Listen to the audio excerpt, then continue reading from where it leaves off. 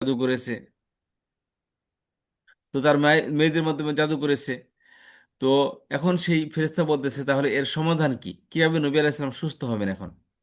তো বলতেছেন যে ওই যে কূপের মধ্যে যে চিরুনিটা সহকারে রেখেছে, ওই চিরুনিটা ওখান থেকে উঠিয়ে আনতে হবে। এনে নবী আলাইহিস সালামের উপর দুটি সূরা নাজিল হয়েছে, সূরা ফালাক এবং সূরা নাস। এক একটা আয়াত পড়ার সাথে সাথে ওই বাতগুলো ফেটে ফেটে পড়ে যাবে, নষ্ট হয়ে যাবে, আর নবী আলাইহিস সালাম সুস্থ হয়ে যাবেন। তো দেখবেন সূরা ফালাক এবং সূরা নাসের আয়াত হলো 11টি। ঘটনাক্রমে ওই চিরুনির দাঁতও ছিল 11টি। তো যখন নবী আলাইহিস সালাম এই এই ফেরেশতা দুজন দুজন চলে যায়, তখন নবী আলাইহিস সালাম ফেরেশতাদেরকে তার সাহাবীদেরকে ডাকেন যে আমাকে, নবী আলাইহিস সালাম চলতে পারতেন না, দুই সাহাবীর কাঁধে ভর করে। তো আস্তে আস্তে আস্তে আস্তে বলে যে আমাকে ওই কূপের কাছে নিয়ে যাও। তার সাথে সাহাবায়ে কেরাম ওরা চলতেছেন। কূপের কাছে নিয়ে যাওয়ার পর নবী আলাইহিস সালাম বলেন, দেখো একজন নামও নিচে, দেখো পাথর চাপা দিয়ে ওখানে একটা খেজুর গাছের বাঁধার খুল আছে, ওই খুলের ভিতরে একটা চিরুনি আছে, ওই চিরুনিটা যেভাবে আছে ওইভাবেই আমার কাছে নিয়ে আসো। তো সাহাবে কারাম নেমে দেখে যেভাবে নবী আলাইহিস সালামকে বলেছেন ঠিক ওইভাবেই ওটা ওখানে আছে, এবং অনেক পচে নষ্ট হয়ে যাচ্ছে, একদম শেষ পর্যায়ে আছে। ওটা যদি একদম নষ্ট হয়ে যেত, তাহলে নবী আলাইহিস সালাম একদম মারা যেতেন। পরে যাই হোক, শেষ মুহূর্তে ওটা উঠিয়ে আনেন। নবী আলাইহিস সালাম দেখে যে অবস্থা খুবই খারাপ, একদম পচার শেষ প্রান্তে। তো নবী আলাইহিস সালাম আউযু বিল্লাহি মিনাশ শাইতানির রাজিম বিসমিল্লাহির রহমানির রহিম পড়ে সূরা ফালাক পড়েন, তারপর সূরাতুন নাস পড়েন। পড়ার সাথে সাথে এক একটি আয়াত যখন পড়ে, এক একটি বাঁধ চিরুনির থেকে ফেটে ফেটে পড়ে যাচ্ছিল। সবটি চিরুনি যখন চিরুনির দাঁতের বাঁধ যখন ফেটে পড়ে যায়, নষ্ট হয়ে যায়, তখন নবী আলাইহিস সালাম একদম সুস্থ হয়ে একা একা দাঁড়িয়ে যান। তো সেখান থেকে এর ফজিলত এটাই যে কোনো ব্যক্তি যদি সূরা ফালাক এবং সূরা নাস তেলাওয়াত করে, ইনশাআল্লাহ কোনো প্রকার জাদু তাকে কখনো অ্যাটাক করতে পারবে না। জাদু তার উপর কোনো প্রকার কখনোই কাজ করবে না। আপনারা শুনে খুবই অবাক হবেন। রাশিয়ান একজন ম্যাজিশিয়ান আছেন, একটা ফিমেল ম্যাজিশিয়ান। আপনারা গুগল করে দেখবেন, ইউটিউবে আছে, এটা আমি নিজে দেখছি, আমার ফেসবুক পেজও আমি এটা শেয়ার করেছিলাম। তো ওই মহিলাকে একটা ইন্টারভিউতে অ্যাঙ্কার তাকে জিজ্ঞাসা করে যে আপনার জীবনে কিছু অভিজ্ঞতা বলেন, এই যে আপনি জাদু করেন, এই জাদু কোন কোন মানুষের মধ্যে বেশি এফেক্ট হয়, কোন কোন মানুষের এর আওতায় আসে না। তো সেখানে তিনি এই কথা বলেন যে আমি খুবই খুবই কৌতূহল, আমি খুবই আশ্চর্য বোধ হই তো যখন মুসলমানের উপর আমি কোনো জাদু করতে যাই, মুসলমানরা জাদুর রেঞ্জের ভিতরে আসে না, অর্থাৎ আমার জাদু মুসলমানদের উপর কার্যকারিতা হয় না। তো তখন বলতেছেন যে কি কারণ, তখন বলতেছে আই ডোন্ট নো যে কি কারণ। মেবি তারা কোনো আমল করে। আমল করতে বলতে কি, সাধারণত আমাদের মতো কি মুসলমান আমরা কি করি, সূরা ফালাক নাসি বেশি মুখস্থ করি, আর কুল সূরা আর ইন্না, তাই না? এই 4-5টা সূরা মুখস্থ করি, নামাজের মধ্যে এগুলো বারবার বারবার পড়ি আমরা। তো যে কারণে দেখা যাচ্ছে সূরা ফালাক আর নাস পড়ার কারণে ওই জাদু তার উপর কোনো প্রকারের অ্যাটাক করতেছে না, জাদুর রেঞ্জ থেকে সে কি বাইরে। সুবহানাল্লাহ। তাহলে দেখেন একজন, এটা বাস্তব একটা জীবন্ত এক্সাম্পল এটা, যে মুসলমানদের উপর জাদু কখনোই কার্যকর হয় না। তো এইটাই হচ্ছে কি, এটা হলো কি বাস্তবতা। তো নবী আলাইহিসসালাম এরপর কি হয়েছে, এরপর থেকে নবী আলাইহিসসালাম ফালাক এবং নাস কন্টিনিউ করতেন, এবং কখনো তার উপর কোনো প্রকার জাদু আর কার্যকর হয়নি। কোশ্চেন ছিল।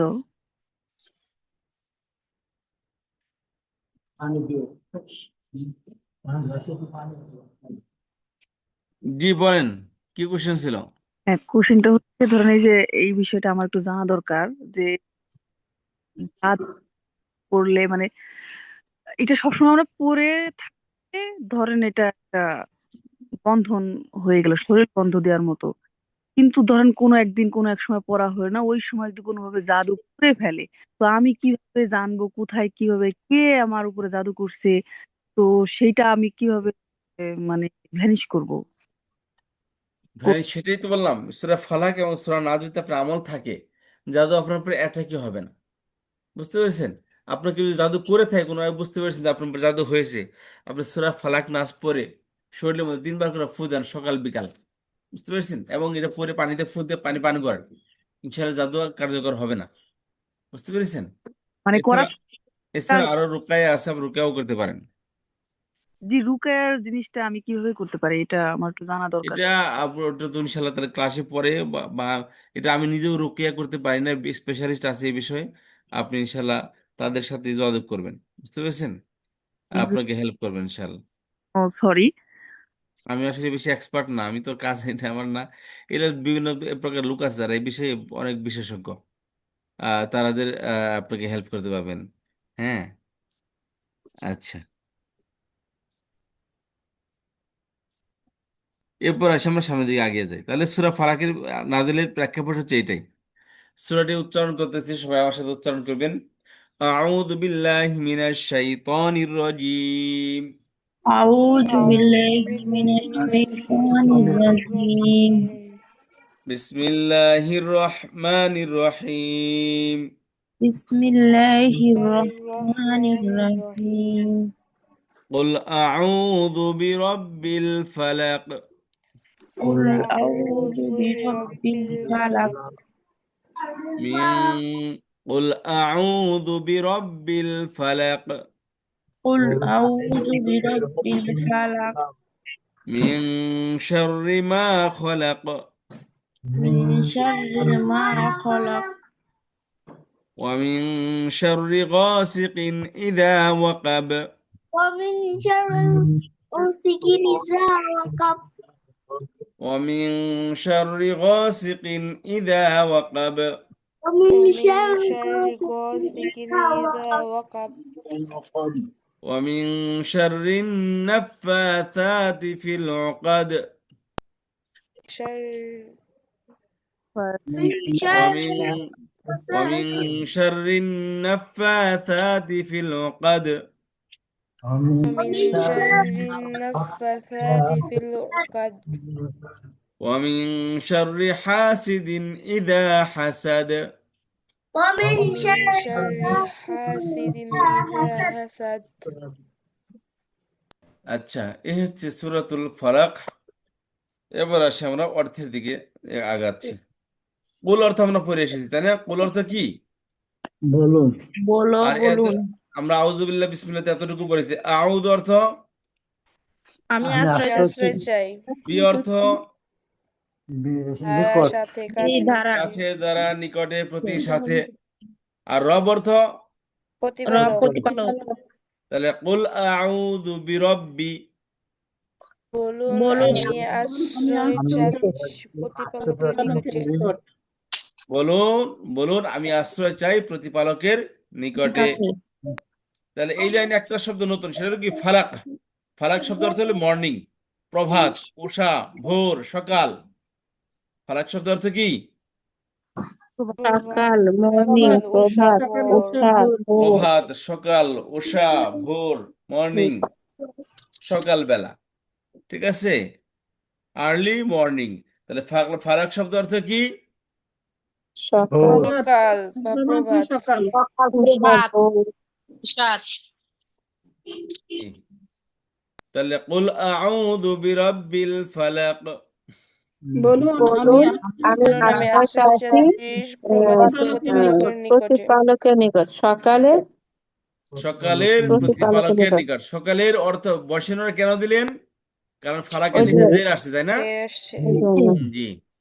কুল আউযু বিরাব্বিল ফালাক। বলুন বলুন আমি আমি আশ্রয় আশ্রয় চাচ্ছি চাচ্ছি প্রভাতের প্রতিপালকের সকালে নিকটে প্রতিপালকের নিকট তাহলে এই লাইনে একটা শব্দ আমাদের নতুন আসে, তাই না? তাহলে বাকি শব্দ অর্থ আমাদের জানা আছে আগে থেকে, দেখছেন? আলহামদুলিল্লাহ। কুল আউযু বিরাব্বিল ফালাক। বলুন আমি আমি আশ্রয় চাচ্ছি আশ্রয় চাচ্ছি প্রভাতের সকালে প্রতিপালকের নিকটে প্রতিপালকের নিকট হ্যাঁ, সকালের প্রতিপালকের নিকট। আচ্ছা, তারপরে আসি। হুজুর তাহলে মে- ফালাক অর্থ হচ্ছে যে সকাল সকাল, আর বসিনর যুক্ত হয়েছে জের আসার কারণে সকালে ফালাকি, সকালের সকালে প্রতিপালকের সকালে নিকটে। জি বলুন আমি আশ্রয় চাচ্ছি সকালের সকালে প্রতিপালকের প্রতিপালকের নিকটে, কাছে নিকটে কাছে। আশ্রয় চাচ্ছি আচ্ছা, মিন অর্থ থেকে। কোথায় পড়েছি? আউযু বিল্লাহি মিনাশ শাইতানির রাজিম। মিন অর্থ কি বলেছি আমরা? থেকে হতে হতে থেকে, হতে থেকে অন্তর্ভুক্ত, হতে থেকে অন্তর্ভুক্ত। জি। আর কিছু, এই চারটে অর্থ বলছিলাম, হতে থেকে, অন্তর্ভুক্ত, কোনো বা অন্তর্গত কিছু, কিছু কোনো। জি। কে আর শারুন শব্দ অর্থ হলো অকল্যাণ, অমঙ্গল, ক্ষতি, অনিষ্ট। শারুন অর্থ কি? অকল্যাণ, অকল্যাণ, অমঙ্গল, কল্যাণ ক্ষতি, অমঙ্গল, অনিষ্ট। অনিষ্ট অমঙ্গল অমঙ্গল ক্ষতি অনিষ্ট শারু মিং শাররি, অনিষ্ট হতে অনিষ্ট অনিষ্ট অনিষ্ট হতে বা হতে। ক্ষতি বা হতে, মাশাআল্লাহ, ক্ষতি হতে থেকে আগে থেকে পারে, কাদেরকে পড়াইতেছি আমি? এটা আগে থেকে পারতেছে, মাশাআল্লাহ। মিং শাররি, অনিষ্ট অনিষ্ট থেকে হতে, অনিষ্ট অনিষ্ট হতে থেকে, ক্ষতি থেকে অমঙ্গল থেকে, ক্ষতি থেকে, অকল্যাণ থেকে। আচ্ছা, কিসের অকল্যাণ? মা অর্থ হলো কি? মার তিনটি অর্থ আসে। মার কয়টি অর্থ আসে? তিনটি অর্থ। মা অর্থ না, মা অর্থ যা কি, মা অর্থ কি যা বা যা কিছু। না মা অর্থ যা বা যা কিছু, মা অর্থ কি, মা অর্থ না, যা কি না। ঠিক আছে, যা যা কি কি না না, কি না যা যা কিছু কি না। বুঝতে পারলেন? জি স্যার তাহলে মা এখানে যা অর্থ আসছে, এখানে না অর্থ আসেনি, কি অর্থ আসেনি। বাক্যের শুরুতে আসলে কি অর্থে আসে, আর মাঝখানে আসলে যা বা যা কিছু অর্থে আসে। তাহলে মাঝখানে আসছে, তাহলে মা অর্থ যা কিছু। যা, খলাকা একটি ভার্ব, খলাক অর্থ তিনি সৃষ্টি করেছেন। খলাক আচ্ছা, অর্থ তাহলে কি? না হবে কখন? না, মা না অর্থ না হবে, হবে। পাস্ট ভার্বের শুরুতে আসলে না হবে। হুজুর, ঠিক আছে, তাহলে খলাকা শব্দ অর্থ হলো তিনি সৃষ্টি করেছেন। খলাক অর্থ কি? তিনি সৃষ্টি সৃষ্টি করেছেন। করেছেন মা খলাকা, যা যা কিছু সৃষ্টি করেছেন, সৃষ্টি যা যা কিছু কিছু সৃষ্টি তিনি করেছেন। সৃষ্টি করেছেন আল্লাহ তাআলা তিনি সৃষ্টি করেছেন যা তিনি খলাকা তিনি সৃষ্টি করেছেন। মা খলাকা, যা কিছু তিনি সৃষ্টি করেছেন। তিনি সৃষ্টি করেছে জি। খলাক সৃষ্টি করেছেন, মা খলাক যা যা কিছু কিছু যা তিনি কিছু সৃষ্টি সৃষ্টি যা করেছেন। করেছেন কিছু সৃষ্টি করেছেন যা কিছু তিনি সৃষ্টি করেছেন। সৃষ্টি কুল তাহলে এখানে আউযু তিন হবে কেন? বিরাব্বিল ফালাক। বলুন বলুন আমি আমি আশ্রয় আশ্রয় চাচ্ছি চাচ্ছি সকালের সকালের প্রতিপালকের নিকটে, প্রতিপালকের নিকট নিকট মিন শাররি মা খলাক। মিন শারি অনিষ্ট হতে যা অনিষ্ট কিছু অনিষ্ট হতে হতে সৃষ্টি যা যা করেছেন। কিছু কিছু সৃষ্টি তিনি করেছে, সৃষ্টি তিনি সৃষ্টি করেছেন করেছেন। আর অনিষ্ট থেকে যা কিছু যা তিনি কিছু সৃষ্টি তিনি করেছেন সৃষ্টি করেছেন। আসেন আমরা উপর থেকে অর্থ জেনে নিচ্ছি।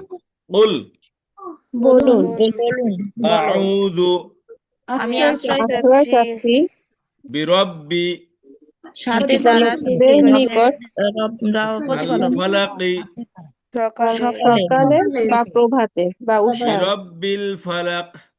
সকালের সকালে প্রতিপালকের নিকটে, সকালে প্রতিপালকের নিকট। প্রতিপালকের সকালবেলা নিকট প্রতিপালকের নিকট কুল আউযু বিরাব্বিল ফালাক।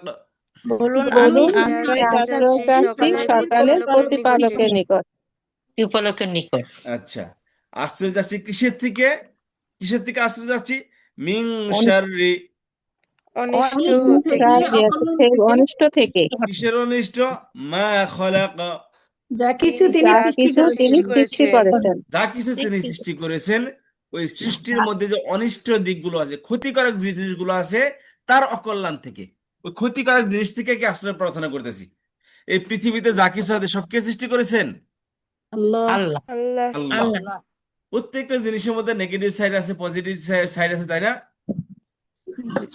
জি তাই না? স্যার আপনি এই যে আগুন আল্লাহ সৃষ্টি করেছেন, আগুন কত গুরুত্বপূর্ণ জিনিস না? আগুন ছাড়া কি আমরা চলতে পারবো? না না কিন্তু আগুন যদি অন্য জায়গায় লেগে যায়, ক্ষতি হয়ে যাবে, ভস্ম তছনছ হয়ে হয়ে যাবে। যাবে, তাই না? পানি, পানি ছাড়া আমরা চলতে পারবো? জি না কিন্তু পানি যদি মাত্রা অতিরিক্ত হয়ে যায়, ক্ষতিগ্রস্ত হব আমরা ক্ষতিগ্রস্ত হব। তার আল্লাহ বলতেছেন কি, এখানে বলতেছেন যে সকালের প্রতিপালকের নিকটে আমি আশ্রয় প্রার্থনা করতেছি। কিসের থেকে আশ্রয় প্রার্থনা করতেছি? কয় ওই প্রতিপালকের যা কিছু সৃষ্টি করেছেন, ওই সৃষ্টির মধ্যে যে অকল্যাণ জিনিসগুলো আছে, সেই অকল্যাণ থেকে, ক্ষতিকারক জিনিস থেকে। প্রত্যেকটা জিনিসের মধ্যে নেগেটিভ আছে, পজিটিভ আছে। হে আল্লাহ, আমি পজিটিভ জিনিস চাই, কিন্তু যে সমস্ত নেগেটিভ জিনিসগুলো আছে ওই জিনিসের মধ্যে, তার থেকে আমি কি আশ্রয় প্রার্থনা করতেছি। একজন মানুষ, এই মানুষ আপনার ক্ষতি করতে পারে, আপনাকে ভালো কিছু করতে পারে, তাই না? মানুষের ক্ষতিকারক জিনিসটার থেকে আমি আশ্রয় প্রার্থনা করতেছি, মানে ক্ষতির আমার না হয়। আমি লাভটা চাই, ক্ষতি চাই না। তারপরে এখানে একটা জিনিস খেয়াল করেন, আমি সকালের প্রতিপালকের নিকট আশ্রয় প্রার্থনা করতেছি। আল্লাহ কি সকালের প্রতিপালক, বিকালের প্রতিপালক না? জি। কিন্তু সব দুপুরের সময় প্রতিপালক না, প্রতিপালক, তুই সব আল্লাহ। সময় সবসময় প্রতিপালক। প্রতিপালক। তাহলে সকালকে স্পেসিফিক কেন করলেন? কারণ হলো, দেখেন, এই পৃথিবীতে যত প্রকারের ক্রাইম হয়, অপরাধ হয়, কখন হয়? সব রাতের বেলায় হয়। ডাকাতি, ছিনতাই, চুরি, রাহাজানি কখন হয়? রাতের রাত্রিবেলা, বেলা হয়। রাতে। হত্যা, রাহাজানি, হত্যা, মানুষকে খুন কখন হয়? রাত্রিবেলা। রাত্রে। রাত্রিবেলা, মাগরিবের পর থেকে না সব ফজর পর্যন্ত, ফজর আজান পর্যন্ত সব জায়গায় কি লোকালয়ে চলে আসে? কে? জিন, ভূত, পেত্নী, হিংস্র প্রাণী সব রাতের বেলায় কি হয়? অ্যাক্টিভ হয়ে যায়। সারা বেলা কুকুর ঘুমায় থাকে দিনের বেলায়, রাতের বেলায় কি কুকুর অ্যাক্টিভ? মনে রাখবেন, একটা কথা সবসময় মনে রাখবেন, যেই জাতি রাতের বেলায় জাগে আর দিনের বেলায় ঘুমায়, অর্থাৎ যেই জাতি রাতের বেলায় জাগে, তাদের বংশ বাঁচে না। তারা কি হয়? আস্তে আস্তে নির্বংশ হয়ে যায়। সেটা মানুষ হোক আর প্রাণী হোক। দেখেন না কুকুর বাচ্চা দেয় কতগুলো করে, 4টা 5টা 10টা করে, তাই না? জি স্যার। ওই বাচ্চাগুলো যে পরিমাণ বাচ্চা দেয়, মানুষও তো এত বাচ্চা দেয় না। এবার মানুষ তো একটা বাচ্চা দেয়, কুকুরকে একটা দেয়, 10টা 12টা করে দেয়। এই কুকুরের বাচ্চা যদি টিকতো, তাহলে পৃথিবী খালি কুকুর আর কুকুরে ভরে যেত যেত, তাই না? তাহলে জিনের জি স্যার। শুয়ারে কটা করে বাচ্চা দেয় জানেন? জিন তো রাত জাগে। হ্যাঁ, না স্যার, এটা তো জানি না। 15টা 16টা 20টা 24টাও দেয়। কিন্তু যে পরিমাণে শুয়োরের বাচ্চা দেয়, এই শুয়োরের বাচ্চাগুলো যদি বাঁচতে, তাহলে পৃথিবী কালে শুয়োর আর শুয়োরে ভরে যেত, তাই না? জি স্যার। কিন্তু শুয়োরের বাচ্চা তো খুঁজে পাওয়া যায় না পৃথিবীতে। কোথায় যায়? এদের লাইফে বরকত দেয় না আল্লাহ তালা। যেই জাতি রাত্রে জাগে, ওই জাতির বংশের মধ্যে কোনো বরকত হয় না। এই জন্য আমরা আমাদের সন্তানদেরকে বা আমরা নিজেরাও রাত্রি জাগরণ করব না। আল্লাহ রাত্রিকে আরামের জন্য বানিয়েছেন। রাত জাগতে হয় না। হ্যাঁ, রাত্রি কখনো জাগরণ করা যাবে না। রাত্রি জাগরণ করবেন, আপনার ক্ষতি হবে। আপনার সন্তানের বরকত, হায়াত কমবে। আপনার সংসার থেকে বরকত কমে যাবে। আপনার জীবন থেকে বরকত কমে যাবে। আপনার আস্তে আস্তে নির্বংশ হওয়ার দিকে ধাবিত হবেন। জানেন, গ্রামের মানুষের বাচ্চা বেশি কেন? এই যে সারাদিন কাজ টাজ করে সে সন্ধ্যাবেলায় খাওয়া দাওয়া খেয়ে ঘুমায় যায়। সারা রাত ঘুমায়, সকালবেলা উঠে আবার কাজে যায়। বুঝতে পেরেছেন? এদের কোনো পরিবার পরিকল্পনা লাগে না। যাদের টাকা বেশি তারাই পরিবার পরিকল্পনা করে, আর যাদের টাকা নেই তারা এগুলো চিন্তাই করে না। হুজুর, জিনরা তো রাত জাগে, তাহলে ওদের বংশ নিপাত হয় নাকি? ওদের বংশ নিপাত হয়। সুন্দর কথা বলছেন। তারপরে এই যে জিন বুত, খেয়াল করেন, এই জিন বুত গুলা কি হয়? সব রাত্রিবেলা অ্যাক্টিভ হয়ে যায়। এই জন্য নবী আলাইহিস সালাম বলেছেন যে তোমরা কখনো তোমাদের সন্তানদেরকে সন্ধ্যার পর কখনো কি হয়, সূর্য ডুবার পর বাইরে বের করো না, বাইরে নিয়ে এসো না। কারণ তারপর শয়তানের প্রভাব পড়ে। এবং নবী সাল্লাল্লাহু আলাইহি ওয়াসাল্লাম বলে, রাত্রিবেলা সন্ধ্যার পর থেকে রাত্রিবেলা কখনো তোমরা জানলা খোলা রাখবে না, দরজা খোলা রাখবে না, এবং কখনো বাহির হবে না তোমরা, কারণ শয়তান অ্যাক্টিভ হয়ে যায়। এছাড়া রাত্রিবেলায় আসমানি বালা, জমিনি বালা, এই সব কিছু আসমান থেকে বালা মুসিবত আসমান থেকে জমিনে নাজিল হয়। দেখেন না করোনার সময় কি করতো মানুষে? ইউরোপিয়ান কান্ট্রিগুলো, উন্নত দেশগুলো রাস্তা পরিষ্কার করতো। সকালবেলা কি করে রাস্তা পরিষ্কার করতো? কারণ তারা জানে এই ভাইরাসগুলো আসমান থেকে নাজিল হয়। আচ্ছা। এগুলো কি আসমান থেকে কি হয়? নাজিল হয়। তো এই জন্য কি হয়? এই জন্য নবী আলাইহিস সালাম বলছে, তোমরা যখন রাতে ঘুমাও, তখন তোমাদের খাবারের জিনিসগুলো ঢেকে রেখো। আর কোনো জিনিস তোমরা পরিষ্কার না করে না ধুয়ে খেও না। বুঝতে পেরেছেন? কারণ এই যে ভাইরাস পড়ছে, সেই ভাইরাসগুলো কোথায় পড়ছে আমরা জানি না। নবী সাল্লাল্লাহু আলাইহি ওয়াসাল্লাম বলে, তোমরা যদি ঢাকার জন্য কোনো জিনিস নাও পাও, কমপক্ষে বিসমিল্লাহ বলে একটা মেসওয়াক হলে তোমরা আড়াআড়ি করে রেখে দাও তোমাদের প্লেটের উপর, তোমাদের পাত্রের উপর। ওই জিনিসটা তোমরা খোলা ছেড়ে দিও না। বুঝতে পেরেছেন? এই রাত্রিবেলা সমস্ত ভাইরাস হয়। আর জাদুকররা কি করে জানেন? এই গভীর রাতে জাদু করে থাকে। তাহলে দেখেন একটা জিনিস কমন এখানে, জাদু রাত্রিবেলা হয়, ডাকাতিও রাত্রিবেলা হয়, জিন বুদ্ধি কি হয়? রাত্রিবেলায় অ্যাক্টিভ থাকে। সবকিছু রাত্রিবেলা হয়। খারাপ কর্ম, তাহলে খারাপ তাহলে কর্ম গুলোই রাত্রে হয়। সব কিছু কি হয়? রাত্রি সমস্ত যত বাজে জিনিস আছে সবই হলো কি, রাতটা হলো কি একটা অভিশাপের মতো। এটাকে ঘুমাইয়া চুপ করে কাটিয়ে দেওয়া উচিত। এখন রাতের অন্ধকারে কে আমার বিরুদ্ধে জাদু করতেছে, কে আমার বিরুদ্ধে ডাকাতি করার চিন্তা করতেছে, কে আমাকে হত্যা করার প্ল্যান করতেছে, এটা আমি জানি না। কে জানেন? আল্লাহ রাব্বুল আলামিন। তো সে আল্লাহ সুবহানাহু ওয়া তাআলা যখন এই মুসিবতের মতো একটা রাত, যেখানে এত সমস্যা, আর রাত্রিবেলা সমস্ত হসপিটাল সবকিছু বন্ধ থাকে, তাহলে রাতটা কি আমাদের জন্য খুবই একটা ডিফিকাল্ট জিনিস, একদম মানুষের জন্য একটা অভিশাপের মতো একটা। এই রাতটা যখন আল্লাহ তাআলা কাটিয়ে দিল, নতুন একটা প্রভাত বের হলো, নতুন একটা সকাল দেখলাম, তাহলে একটা শুভ লক্ষণ না এটা? এই রাত্রে সমস্ত যখন সূর্য আজান দিয়ে সূর্য উঠলো, সমস্ত বালা মুসিবত সব কেটে গেলাম, নতুন একটা দিন পেলাম। তাহলে এই জন্য যে আল্লাহ রব্বুল আলমিন এই রাতের অন্ধকারকে আমার থেকে নিয়ে রাতের সমস্ত মুসিবত থেকে আমাকে কাটিয়ে সুন্দর একটা প্রভাত দিল, এই জন্য এই প্রভাতের প্রভুকে স্পেসিফিক করছে এখানে, যে আল্লাহ রব্বুল আলমিন আপনি যাতে একটা নতুন প্রভাত নিয়ে এসেছেন আমার জীবনে, আপনি আমার সমস্ত কিছু আপনি প্রভাতের মতো সুন্দর করে দিন, এই জন্য প্রভাতকে স্পেসিফিক করেছেন এখানে। তাহলে বলুন, আমি আশ্রয় প্রার্থনা করতেছি সকালের প্রতিপালকের নিকটে, প্রভাতের প্রতিপালকের নিকটে। কিসের থেকে? মিং শাররি মা খলাক, যা কিছু তিনি সৃষ্টি করেছে ওই সৃষ্টির মধ্যে যে অকল্যাণগুলো আছে, ক্ষতিকারক জিনিসগুলো আছে, এই ক্ষতিকারক জিনিস থেকে আমি আশ্রয় প্রার্থনা করতেছি। এটা একটা কমন বিষয়। এরপর তিনটা জিনিসকে স্পেসিফিক করবেন। এখানে মা খলাক, যা কিছু, হোয়াট এভার হি ক্রিয়েটেড, যা কিছুই তিনি সৃষ্টি করেছে ওই তার অকল্যাণ থেকে আমি আশ্রয় প্রার্থনা করতেছি প্রতিপালকের নিকটে। এরপর তিনটাকে স্পেসিফিক করবে কি? গভীর রাত, জাদুকর এবং হিংসুক, এই তিনটাকে স্পেসিফিক করে আল্লাহর কাছে আলাদা আলাদা করে আল্লাহর কাছে আশ্রয় প্রার্থনা করবে।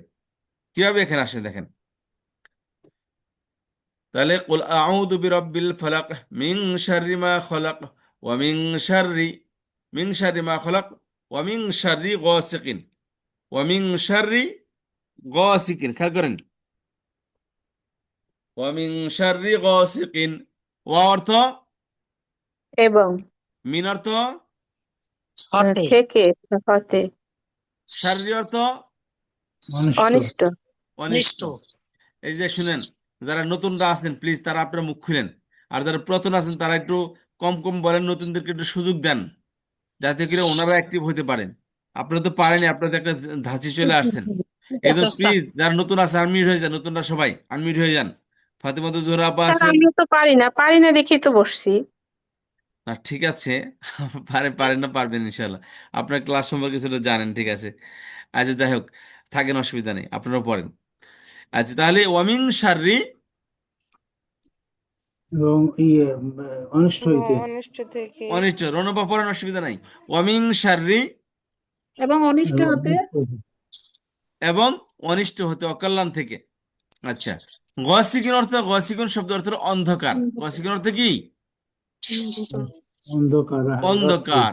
ওয়ামিং শাররি গসিকিন, এবং অন্ধকারে রাতের অনিষ্ট হতে, এবং অন্ধকারে অনিষ্ট হতে। তাহলে গসিকিন অর্থ কি? অন্ধকার, অন্ধকার। অন্ধকার। ওয়ামিং শাররি গসিকিন, এবং অন্ধকারে অনিষ্ট হতে, হ্যাঁ, এবং অন্ধকারের অনিষ্ট থেকে, এবং অন্ধকারের অনিষ্ট থেকে। ওয়ামিং শাররি গাসিকিন, এবং এবং অন্ধকারে এবং অনিষ্ট অন্ধকারে হতে অনিষ্ট হতে, এবং অন্ধকারে অনিষ্ট হতে। অনিষ্ট থেকে ইজা অর্থ যখন, ইজা অর্থ কি? যখন যখন, যখন, ইজা অর্থ যখন। আর ওয়াকাব শব্দ অর্থ হলো তীব্র, প্রচন্ড, গভীর। ওয়াকাব শব্দ অর্থ কি? তীব্র, তীব্র প্রচন্ড, প্রচন্ড গভীর। বা গভীর। হুজুর তাহলে জি, এখানে হচ্ছে এবং আসবে না, নাকি এই দুইটা এক শব্দ? নো, এখানে ওয়াকাব তিনটা, মনে রাখবেন সবসময় আরবি শব্দ সবসময় তিন অক্ষরে হয়, কমপক্ষে তিন অক্ষর থাকতে হবে। এখানে তিন অক্ষর, তার মানে হচ্ছে এটা মূল অক্ষরের মধ্যে আছে। ওয়াকাবার শব্দ অর্থ কি? তীব্র তীব্র, হয়, প্রচন্ড, গভীর। তীব্র হয়, প্রচন্ড গভীর হয়। ওয়াকাব শব্দ অর্থ কি? তীব্র হয়, গভীর হয়, তীব্র হয়, গভীর হয়।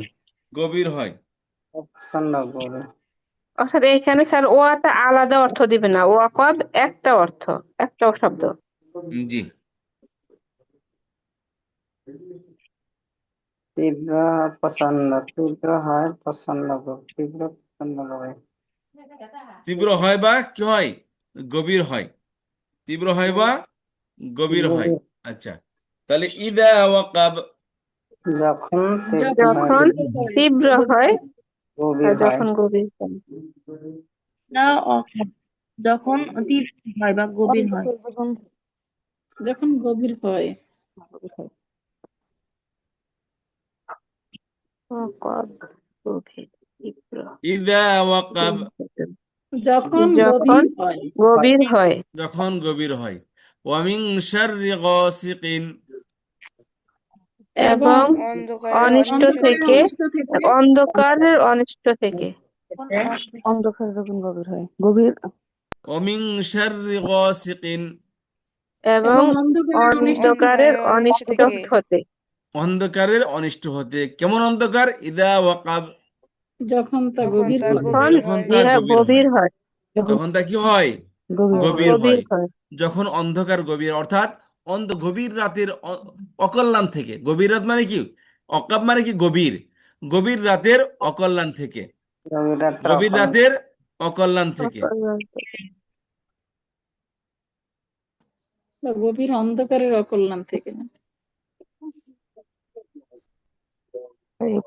রবির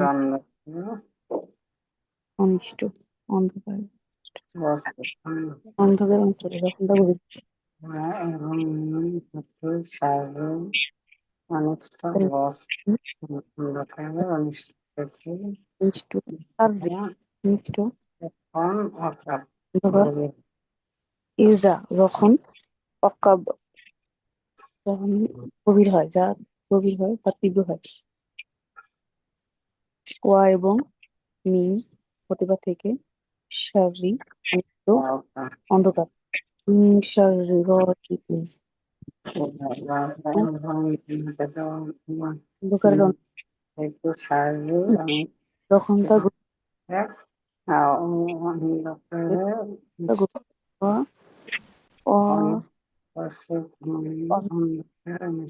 অমিনসারী এবং অন্ধকারে অনিষ্ট সারি থেকে অনিসারী অনিষ্ট থেকে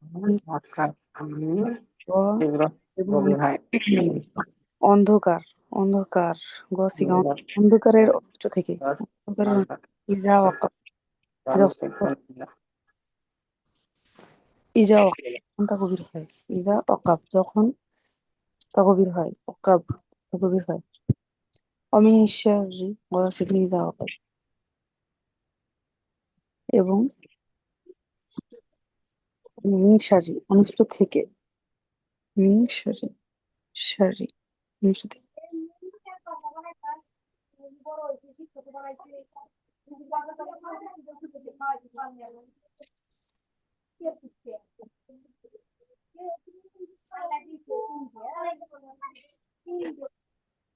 হুজুর কি আর পড়াবি না তাহলে আমি চলে গেলাম পড়াবো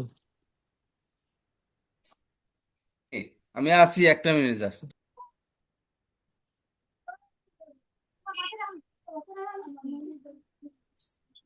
আচ্ছা, তাহলে ইদা ওয়াকাব, ওয়াকাব শব্দ অর্থ কি? গভীর হয় বা তীব্র হয়। ওয়ামিন শাররি গাসিকিন, এবং অন্ধকারের অনিষ্ট হইতে অন্ধকারের অনিষ্ট থেকে মানে অন্ধকার অন্ধকারের অনিষ্ট থেকে ইদা ওয়াকাব, যখন যখন তা তা গভীর হয় বা তীব্র হয় তাহলে গভীর, গভীর অন্ধকার থেকে।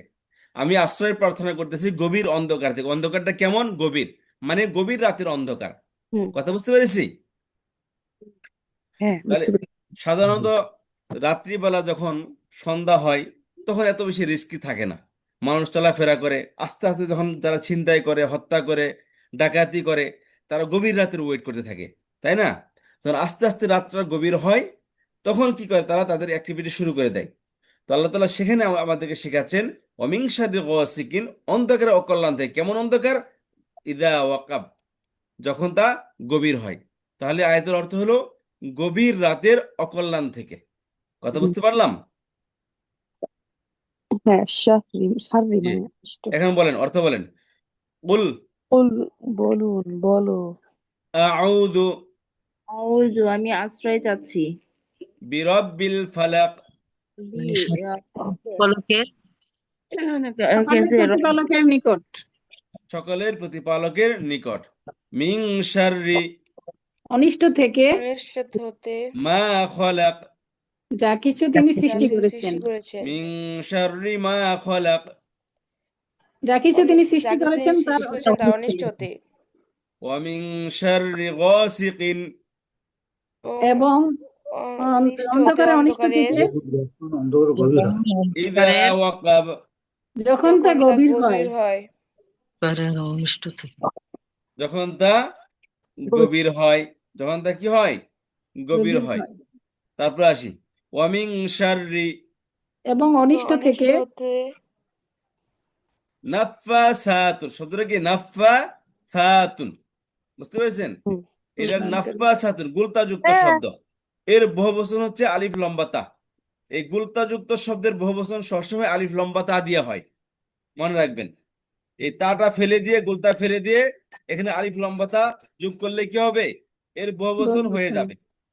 তাহলে নাফাসাতুন বুঝলাম না এর হুজুর, কি বহুবচন কি? আলিফ লম্বাটা আবার? নাফাসাতুন। নাফাসাতুনের বহুবচন কি বললাম? গোলতার পরিবর্তে লম্বাতা হয়ে যাবে জি, কুলতা ফেলে দিয়ে সেখানে আলিফ লম্বাতা যোগ করতে হবে। তাহলে নাফাসাতুন এর বহুবচন কি বললাম? নাফাসাতুন নাফাসাতুন।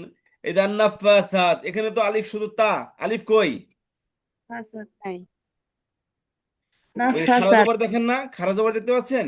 জি জি এটা একটা আলিফ আরবিতে খাড়া জবর বলতে কোনো জবর নেই। ছোট আলিফ বলা জবর হয় জবরদের পেশই, কিন্তু খাড়া জবর মানে যেখানে খাড়া জবর সেখানে কি ওটা আলিফ আলিফ মূলত। ওটাকে আলিফে মাকসুর, ওটাকে বলে মাকসুরা, বলে আলিফে আলিফের মাকসুরা। মাকসুরা ছোট ছোট আলিফ আলিফ বা ছোট আলিফারের আলিফ সগিরা বলে, আলিফে মাকসুরা বলে। যত খাড়া জবর আছে সবই কি ওটা মূলত আলিফ। ওটাকে শর্টকাট উপরে লেখা হয়েছে, বুঝতে পেরেছেন? খাড়া জবর বলতে কোনো জবর নেই। তাই নাফাসাতুন বলছে নাফাসাতুন, খাড়া জবর দিয়ে ওটাকে আলিফ বুঝিয়েছে এখানে। তাহলে খেয়াল করেন বহুবচন আসছে এখানে। তাহলে নাফাসাতুন শব্দ অর্থ হলো ফুদানকারী। ফুৎকার দানকে, ফু আর ফুৎকারের মধ্যে একটু পার্থক্য আছে। একটা নর্মালি কি হয়, ময়লা পরিষ্কার হইলে ফু দিই আমরা, তাই না? পরিষ্কার করে সেখানে বসি আমরা, কথা বুঝতে পেরেছেন? আর একটা হলো ফুৎকার দেওয়া। যারা দেখুন জাদুকরকে যদি কোনোদিন দেখে থাকেন, তারা একটু ফু দেয় না, কিন্তু তারা ছু দেয়, ছু। বুঝতে পেরেছেন? এই নাফাসাতুন শব্দ অর্থ হলো ছু মারা, বুঝতে পারলেন? ওয়ামিন শাররিন নাফাসাতি, এবং নাফাসাতের অকল্যাণ থেকে। নাফাসাত অর্থ কি? ফুদানকারী। প্রদানকারীর কল্যাণ থেকে। এটা নারীবাচক একটা শব্দ। এটা কি নারীবাচক শব্দ এখানে? ফুদানকারীদের, ফুৎকার দানকারীদের অকল্যাণ থেকে। ফুৎকার দানকারী নারীবাচক কেন? কারণ নবী আলাইহিস সালামকে যে জাদু করেছিল ওলীদ ইবনে আসামের মেয়েদের মাধ্যমে হয়েছিল, এটা নারীরা জাদু করেছিল। তো এখানে সেটাকে উদ্দেশ্য করেছে, মিন করছে এখানে। তাহলে মিন শাররিন নাফাসাতি, ফুদানকারীদের কারীদের অকল্যাণ অনিষ্ট থেকে। থেকে কোথায় ফুদাই? ফিল উকাদ। ফি গিরায় মানে মধ্যে, ফি মানে কি? মধ্যে। আর ওকাদ, উকদাতুনের বহুবচন। উকদাতুন এক বচন, এর বহুবচন হচ্ছে কি? উকাদুন। আচ্ছা, ওকাদ শব্দ হলো উকদাতুন হলো আগদ। যে বিয়ের মধ্যে আগদ পড়ে না, আগদ। আগদ মানে কি? বিয়ের মধ্যে গিরা লাগায়। দুই সম্পর্কের মধ্যে কি করে? গিরা লাগায়। এই দেখেন রশির ছবি দেওয়া আছে এখানে। এখানে কি করতেছে? গিরা লাগানো। তো জাদুঘরে দেখবে সাধারণত তারা হাতের মধ্যে একটা হাড্ডি নাই, একটা রশি নিয়ে ওটার মধ্যে কি করে? গিরু দেয়। গিরু দেওয়ার সময় কি করে? এরকম ভাবে হাওয়া ছাড়ে মুখ দিয়ে। এটাকে বলে কি? ছু মারা। তো ফিল উকাদ ওয়ামিন শাররিন নাফাসাতি, ফুদানকারীদের অকল্যাণ থেকে। কখন ফু, কখন তারা ফু দেয়? কোথায় ফু দেয়? ফিল উকাদি, গিরার মধ্যে। যে অর্থ বলতে হবে ফিল উকাদ, গিরার গিরার গিরার গিরার মধ্যে। মধ্যে গিরার জি, মধ্যে গিরার। এই যে বয়সের কেন বললাম? এই উকাদের নিচে জের আসছে, জের বুঝতে আছে, পেরেছেন? যেখানে জের সেখানে কি করবো? বাংলা অর্থের মধ্যে বয়সের বয়সের র। যুক্ত করব। আর যেখানে জবর সেখানে কে যুক্ত করব, কয়কার কে। আর যেখানে পেশ সেখানে কি করবে? নরমাল অর্থ সাধারণ দিবে, অর্থ সাবজেক্টিভের অর্থ দিবে। তাহলে ফিল উকাদি, গিরার মধ্যে গিরার গিরার মধ্যে মধ্যে। ওয়ামিন শাররি অনিষ্ট এবং এবং অনিষ্ট অনিষ্ট হতে থেকে হতে আন্নাফাসাতি। প্রদানকারীদের ফুৎকারকারিনীর জি, প্রদানকারীদের ফুৎকার দানকারীদের। ওয়ামিন শাররিন নাফাসাতি এবং দানকারী অনিষ্ট হতে অনিষ্ট হতে ফিল উকাদ। গিরার মধ্যে গিরার মধ্যে গিরার মধ্যে দিকে অর্থ করেন গিরার মধ্যে, ফুৎকার প্রদানকারীদের দানকারীদের অকল্যাণ থেকে। কল্যাণ থেকে। শেষের দিকে অর্থ করেন ওয়ামিন শাররিন নাফাসাতি ফিল উকাদ। এবং এবং গিরার গিরার প্রদানকারীদের অনিষ্ট অকল্যাণ হতে। থেকে। প্রদানকারীদের অনিষ্ট হতে। অনিষ্ট এটির হতে। মধ্যে। দ্য লাস্ট ওয়ান ওয়ামিন শাররি, এবং এবং অনিষ্ট হতে। অনিষ্ট হতে। এবং অনিষ্ট হতে কিসের? এই যে বাংলা শব্দ হাসিদিন। আর আমরা হিংসুক। হাসাদকারী বলি না, হাসেদ। হাসাদকারী মানে কি? হিংসুক। হিংসুক। বাংলাতে হাসাদ ব্যবহৃত হয়। হাসিদের শব্দ অর্থ কি? হিংসুক। আর হিংসুক। হাসাদা যে হিংসা করে, যে হিংসা করেছে তাকে বলে কি? হাসাদ। হাসাদ, হাসাদ। হাসাদা। আর যে হিংসুক তাকে বলা হয় হাসেদ। হাসিদ। তাহলে হাসিদুন, হিংসুক। হিংসুক, হাসাদা হিংসুক। যে হিংসা যে করে। সে হিংসা হিংসুকের। করে। সে হিংসা করেছে। হাসাদা সে হিংসা করেছে। আর এই এটা হলো পাস্ট ভার্ব। পাস্ট ভার্বের শুরুতে যখন ইদা আসে তখন এটা ফিউচারে অর্থ দেয়। ঠিক আছে, ফিউচারে বা প্রেজেন্ট ভার্বের অর্থ দেয় তখন এটা। ইদা হাসাদা যখন সে যখন সে হিংসা হিংসা করে। করে।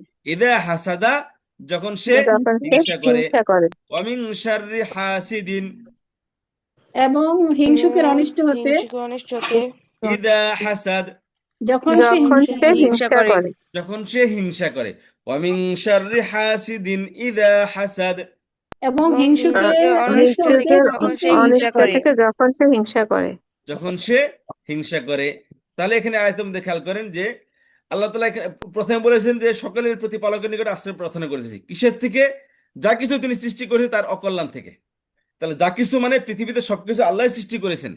ঠিক আছে, সকাল বিকাল রাত দিন হিংসুক জাদুকর সবাইকে আল্লাহ সৃষ্টি করেছেন। কিন্তু এরপরে তিনটা জিনিস কি স্পেসিফিক করেছেন এখানে? কি? মিং কোন বিষয়ে? শাররি গাসিকিন ইদা ওয়াকাব, গভীর রাতের রাতের অকল্যাণ থেকে।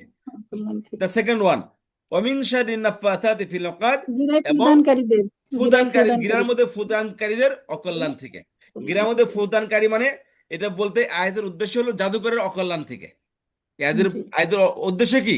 জাদুকারীর জাদুকর। অকল্যাণ থেকে।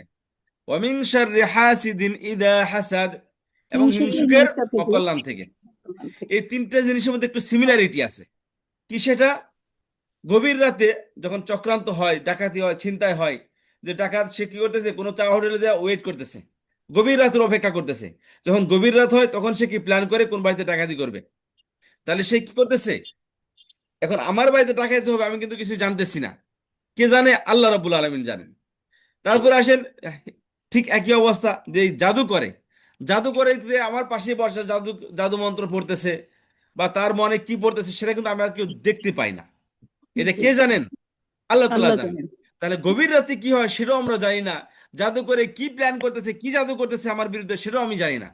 ওয়ামিন শাররি হাসিদিন ইদা হাসাদ, এবং হিংসুকে আমার পাশে বসে বসে কি হিংসা করবে এটা কিন্তু কেউ বলতে পারে না, এটা আল্লাহ তাআলা জানেন। তাহলে এই জি। তিনটা জিনিসের মধ্যে কি একটা সিমিলারিটি আছে।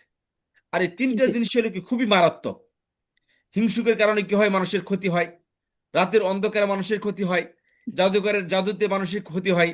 এই তিনটা জিনিসকে আল্লাহ তাআলা স্পেসিফিক করেছেন। কেন? যাতে করে আল্লাহ রাব্বুল আলামিন এই তিনটা জিনিসকে একত্র করে আল্লাহ তাআলা আমাদেরকে শিক্ষা দিচ্ছেন যে তিনটা জিনিসই হলো ভয়ানক। আর তিনটা জিনিসের জন্য তোমাদেরকে আলাদাভাবে আল্লাহর কাছে প্রার্থনা শেখাই দিচ্ছেন। বুঝতে পেরেছেন? আলাদাভাবে আল্লাহ সুবহানাহু ওয়া তাআলা কি করতেছেন? প্রার্থনা শেখাচ্ছেন আমাদেরকে। তাহলে এই তিনটা জিনিস সম্পর্কে আমরা কেউ অবগত থাকি না কখনো, কিন্তু এই সম্পর্কে অবগত হলো কি? প্রতিপালক আল্লাহ সুবহানাহু ওয়া তাআলা। এই জন্য আল্লাহর কাছে কি করতে হবে? এই বিষয়ে আশ্রয় প্রার্থনা করতে হবে। কথা বুঝতে পারলাম? জি। তো আজকে এতটুকু ইনশাল্লাহ। প্রত্যেকে বড় ভালো করে শিখে আসবেন আগামী উস্তাদ ক্লাসে আমার একটি ইনশাল্লাহ। প্রশ্ন ছিল জি জি বলেন, কি প্রশ্ন? যে আয়াতুল কুরসিতে আমরা যখন পড়ি আল্লাহু লা ইলাহা ইল্লা হুয়া, তারপরে আছে আল হাইয়ুল কাইয়ুম, যখন আমরা আয়াতটা মিলায়ে পড়বো তখন কি ওই আল আলাদা করে পড়তে হবে? না, হুয়াল হাইয়ুল কাইয়ুম। আল্লাহু লা ইলাহা ইল্লা হুয়া আল হাইয়ুল ইল্লা হুয়া কাইয়ুম। না, ইল্লা হুয়াল হাইয়ুল কাইয়ুম। যদি জি। মিলিয়া পড়েন, হুয়াতে যদি ওয়াকফ করেন ইল্লা হু হবে তখন। আবার তখন কি হুম। হবে? আল হাইয়ুল কাইয়ুম আলাদা পড়বেন। কিন্তু একত্রে বললে হুয়াল হাইয়ুল কাইয়ুম হবে। জি। জি। আরো কোনো প্রশ্ন এই আজকে পড়া সম্পর্কে? না হুজুর, এটা নেন, আমার একটা প্রশ্ন ছিল, অন্য একটা জি প্রশ্ন। জি বলেন। হুজুর, এখন তো হচ্ছে রমজান মাস, তারাবির নামাজ পড়া হয়, তো এশার নামাজের সাথে তারাবির নামাজ পড়ে, এইটা মানে এক একজন এক এক রকম বলে, আসলে মানে কোন ভাবে পড়াটা উত্তম? কি বলে এক একজনে কি কথা বলে সেগুলো জানি আগে। মানে বলতেছে, মানে কেউ বলে হচ্ছে নফল পরে পড়তে হবে, কেউ বলে হচ্ছে এশার নামাজের সুন্নতের পরেই হচ্ছে তারাবির সুন্নত পড়ে নফল পড়তে হবে। তো নফল কি সুন্নতের আগে পড়া যাবে কিনা এটা নিয়ে মানে এক এক ভাই ভাইয়ের এক এক কথা। এশার নামাজের পর 2 রাকাত পড়া এটাও সুন্নত, তারাবির নামাজ পড়াও সুন্নত। তো সাধারণত নিয়ম হচ্ছে আপনার যে মেন নামাজগুলো আছে ওগুলো আগে পড়ে নেবেন। ফরজ নামাজ পড়ে নেন, তারপর 2 রাকাত সুন্নত পড়ে নেন আপনি, ঠিক আছে? তারপর আপনি অন্য অন্য কাজগুলো করেন, আর সবার শেষে আপনি বেতের নামাজ পড়েন। হুজুর আমরা এটার পড়ি, এই সিকোয়েন্সটা মেনটেন করতে হবে। জি, যে আমরা পড়ি হচ্ছে এশারের 4 রাকাত সুন্নত প্রথমে, তারপর হচ্ছে 4 রাকাত ফরজ, তারপর 2 রাকাত সুন্নত, এছাড়া তো তারপরে 4 রাকাত সুন্নত নাই, এছাড়া সুন্নত হলো 2 রাকাত। না প্রথমে ফরজ আচ্ছা, ফরজ আগে 4 রাকাত পড়েন, তারপরে ফরজ নামাজ পড়েন। হ্যাঁ ফরজ নামাজ পড়ি 4 রাকাত, তারপরে জি, ফরজ আবার 2 রাকাত সুন্নত হ্যাঁ 2 রাকাত সুন্নত, তারপর তারাবি নামাজ পড়বেন, তারপর বেতের নামাজ পড়বেন। সুন্নত পড়ি, তারপরে হচ্ছে নফল পড়ি, তারপরে বিতের পড়ি। ঠিক আছে, কোনো সমস্যা নাই তো, এটাই এই সিকোয়েন্সে ঠিক আছে। কালকে আমার বোন বলতেছে যে ও হচ্ছে আগে নফল পড়া পরে তারাবির সুন্নত করে। তা আমি বলছি, এখন কইতেছে কি, কয় তোরটা ঠিক নাকি আমারটা ঠিক, আমি এই দিয়ে তো বুঝতেছি না। সারা রাত বললে সমস্যা নেই, তারাবির সারা রাত পড়ানোর অসুবিধা নেই, ঠিক আছে, দুটোটাই ঠিক আছে। উস্তাদ, আমি একটা প্রশ্ন করি। জি করেন। এশার নামাজ তো উস্তাদ হচ্ছে যে 17 রাকাত না? ভাই 17 রাকাত, হ্যাঁ 17 রাকাত, আচ্ছা সুন্নত উস্তাদ, সব মিলিয়ে। এখন আচ্ছা, তো এখন হচ্ছে যে উস্তাদ আমি এভাবে পড়ি, প্রথমে ফরজ 2 রাকাত, তারপরে সুন্নত 2 রাকাত, তারপর বেতারটা রেখে দিই, তারপর তারাবি যতটুকু পারি ফরজ পড়ি। ফরজ 2 রাকাত কেন পড়বেন? ফরজ 4 রাকাত না পড়বেন সরি, আপনি এশারে। ফরজ 4 রাকাত, সরি উস্তাদ, ফরজ 4 রাকাত পড়ি আর 2 রাকাত সুন্নত পড়ি আর কি। জি তারপর বেতেরটা রেখে দিই, তারপরে তারাবি নামাজ যতটুকু পারি চেষ্টা করি পড়ি। জি তো জি জি, এটা এখন ঠিক আছে। এখন উস্তাদ আমার প্রশ্ন হচ্ছে যে আমি সন্ধ্যার পরে অনেক অসুস্থ হয়ে যায় আর কি, শ্বাসকষ্ট উঠে, তো তারাবি নামাজ আমি পুরাটাও পড়তে পারি না, এশার নামাজটাও পুরাটা পড়তে পারি না। এখন আমি হুম। যদি পুরাটা পড়ার চেষ্টা করি তাহলে এশার নামাজটাতে বেশি সওয়াব হবে নাকি তারাবি নামাজটাতে সওয়াব হবে বেশি? মানে ভাই এশার নামাজ এশার কি নামাজ পুরাটা পড়া হলো পড়বো? অব্লিগেটরি, এশার নামাজ অব্লিগেটরি, পড়তেই হবে, এটা না বললে চলবে না, বুঝতে পেরেছেন? না এশার এর নামাজ তো পড়ি উস্তাদ, এমনি তো 9 রাকাত পড়ি, সবসময় এটা পড়ি, কিন্তু 17 রাকাত এশার নামাজ পড়লে বেশি সওয়াব হবে। তারপরে কি তারাবিতে যাব নাকি এশার নামাজ 9 রাকাত পরে তারপর তারাবিতে যাব, কোনটাতে সওয়াব বেশি এটা জানতে এশার নামাজ চাচ্ছিলাম। আর আপনি প্রথমে 4 রাকাত ফরজ পড়বেন, বুঝতে পেরেছেন, জি তারপর 2 রাকাত সুন্নত পড়বেন, এরপর জি তারাবি নামাজ পড়বেন। এই সিকোয়েন্সটা আর কি সাহাবায়ে কেরাম থেকে, তাবিঈন থেকে চলে আসতেছে। এই সিকোয়েন্সটা মেনটেন করবেন, প্রথমে ফরজ পড়বেন, আর যদি আগে জি জি 4 রাকাত সুন্নত পড়েন দ্যাটস গুড। তারপরে ফরজ 4 রাকাত পড়বেন, তারপর 2 রাকাত সুন্নত পড়বেন, তারপর তারাবি নামাজ পড়বেন, তারপর বেতের নামাজ পড়বেন। এই জি সিকোয়েন্সটা কি আমাদের সমাজে প্রচলিত আছে এবং এটাই পড়বেন ইনশাআল্লাহ। এই সিকোয়েন্স জি মেনটেন করবেন এটা, তাহলে ঠিক আছে? উস্তাদ ওই যে নামাজটা কমিয়ে তারপরে তারাবি নামাজটাতে চলে যাব। জি জি জি। স্যার আসলে কি এশার নামাজ কি 17 রাকাত? না, ফরজ 4 রাকাত শুধু, আর বেতের নামাজ আমরা ছোটবেলা থেকে শুনে দুই আসছি রাকাতের সুন্নত 17 রাকাত। আছে। 17 রাকাত সুন্নত না, সব দিয়া, সুন্নত তো আর ও, ফরজ না, বুঝতে ওটা পেরেছেন? সুন্নতে মুআক্কাদা না, মুআক্কাদা হচ্ছে 2 রাকাত। জি জি জি। বলে তারাবি নামাজ পড়ার পরে ওই ইয়ে তাহাজ্জুদ কি বলে তারাবি নামাজ পড়া যায় না? পড়া যায়, পড়া যাবে, অর্থাৎ সমস্যা নেই। এনে বইলা দেন যে সর্বনিম্ন এসারে কত রাকাত পড়লে চলবো এবং সর্বোচ্চ কতটুকু কতটুকু এশারের পড়তে সর্বনিম্ন পারবো হচ্ছে ওইটা চার বলে দেন। রাকাত এশারের সর্বনিম্ন হচ্ছে কি 4 রাকাত ফরজ, 2 রাকাত সুন্নত, সুন্নত মুআক্কাদা। এরপর যা পড়তে পারেন, 8 রাকাত, বারো আর রাকাত 16 রাকাত, 20 রাকাত, যা পড়েন পড়েন। আর উস্তাদ জি, আচ্ছা বেতের উস্তাদ, এক রাকাত থেকে এশার 10 নামাজে রাকাত পড়তে সতেরো পারে, ঠিক রাকাত আছে? উস্তাদ কিভাবে জি, আসলো উস্তাদ, এটা একটু জানতে ভাই চাচ্ছিলাম। 4 রাকাত ফরজের আগে 4 রাকাত, ফরজের 4 রাকাত, 8 রাকাত হইলো, তারপর 2 রাকাত সুন্নত। এদিকে আমাদের রাসূল কি 17 রাকাত পড়তেন সেটা না জানার না জন্য না, আর কি। নবী আলাইহিস সালাম তো অনেক নামাজ পড়েছেন, নবী আলাইহিস সালামের মতো নামাজ তো আমরা নিজেরাও পড়ি না। কখনো জি পড়েছেন যারা সুন্নতে মুআক্কাদা মনে করে সেটাই নবী আলাইহিস সালাম পড়েছেন। আর এছাড়া তো নবী সালাম ওটার মক্কাদা করে দেন না আমাদের জন্য, ওটা তো উনি কখনো 2 রাকাত কখনো 4 রাকাত পড়ছেন এরকম ভাবে, আচ্ছা বুঝতে পেরেছেন? জি উস্তাদ, বুঝতে পেরেছি। সুন্নতে উস্তাদ জি, মক্কাদার ইম্পর্টেন্ট। জি। উস্তাদ একটা প্রশ্ন আছে। অনেক সময় মেহমান আসে, দেখা যাচ্ছে ঈশা নামাজ পড়ে তারাবি আর পড়তে পারি না, 12টার পরে কি তারাবি পড়া যাবে? 12টার পরে তো তারাই ভাই পড়া যাবো, কিন্তু ওই যে মাকরু টাইম এসে যাবে, সাধারণত। হ্যাঁ, এইটাই জানার, আসলে এইটাই বুঝছেন, অনেক সময় আমরা কুলাইতে পারি না, দেখা যায়, এই না জন্য শুনেন, বলছি। তারাবি আপনি সাহারি পর্যন্ত পড়তে পারবেন, সাহারি এক পর্যন্ত। সাহারি টাইমও শেষ, সেইটাই আমি তারাবি জানতে টাইমও শেষ, পড়তে চাচ্ছি। পারবেন, সমস্যা নাই। কিন্তু লেট তারপরে করা তো তারাবি উচিত না। সারা রাত কভার পড়তে করি, পারবে তো। ঈশান সারা নামাজটা রাত পড়তে কভার পারবেন করে। আপনি, ফজর হ্যাঁ, আগ পর্যন্ত, তার সাহারি পর্যন্ত পড়তে পারবেন, সমস্যা নাই। তবে এটা আলহামদুলিল্লাহ, লেট করা এইটাই উচিত জানার। না। উস্তাদ হ্যাঁ, সাহরির সময় উঠে যদি তারাবি নামাজ পড়ি তাহলে সময় না থাকে, তখন কি তাহাজ্জুদটা পড়া বেশি উত্তম হবে নাকি তারাবি তারাবি তারাবিটা পড়া উত্তম হবে? তারাবিটা তারাবি। পড়তে হবে আগে। বুঝতে জি দাঁড়িয়েছে। জি, এইটাই জানার জন্য। ঠিক আছে, আলহামদুলিল্লাহ। আচ্ছা রাখি। হুজুর হুজুর আমার আসসালামু আলাইকুম। ওয়ালাইকুম আসসালাম, আব্দুল জব্বার ভাই। আব্দুল জব্বার বলছি যশোর থেকে। আচ্ছা আচ্ছা, জি আমার ভাই একটা বলেন। একটা জানার বিষয় ছিল। আমাদের মসজিদে 2 তলা, একতলায় আমরা নামাজ পড়ি, আর দ্বিতীয় তলায় আপনার মহিলারা নামাজ পড়ে, বুঝছেন। ওনারা জি দাবি করছিল যে খতম তারাবি আমরা একটু পড়তে চাই, পর্দা সহকারে আমরা আসতেও কোনো সমস্যা নাই, ভেজাল নাই। তো এটা পড়তেছে তো এলাকায় বেশ মন্তব্য যে কেন মহিলারা মসজিদে আসবে। এখন এই ব্যাপারে আসলে শর্টে একটু বিধান কি একটু বলে দিতেন যদি ভালো ভাই, হতো। নবী আলাইহিস সালামের জামানায় মসজিদে মহিলারা যেতেন এবং সৌদি আরবে এখনো যায়, তবে সেটা সিকিউরিটি থাকতে হবে। বুঝতে পারেন, সিকিউরিটি থাকে তাহলে আপনার কোনো প্রবলেম নাই, কিন্তু সিকিউরিটি না থাকলে তো এটা উচিত না। কারণ ওতে আপনি নামাজ পড়তে যায়, দেখা যাচ্ছে যে সুন্নাত আদায় করতে যায় আপনার কি হলো, ফিতনা সৃষ্টি হয়ে গেল। যদি আপনার জি প্রচুর সিকিউরিটি থাকে, মদিনার মহিলাদের জন্য ব্যবস্থা থাকে, দ্যাটস গুড, আপনি যা পড়েন, কোনো আপত্তি নেই। কিন্তু আগে সিকিউরিটি ফার্স্ট। বুঝতে পেরেছেন? আচ্ছা আচ্ছা।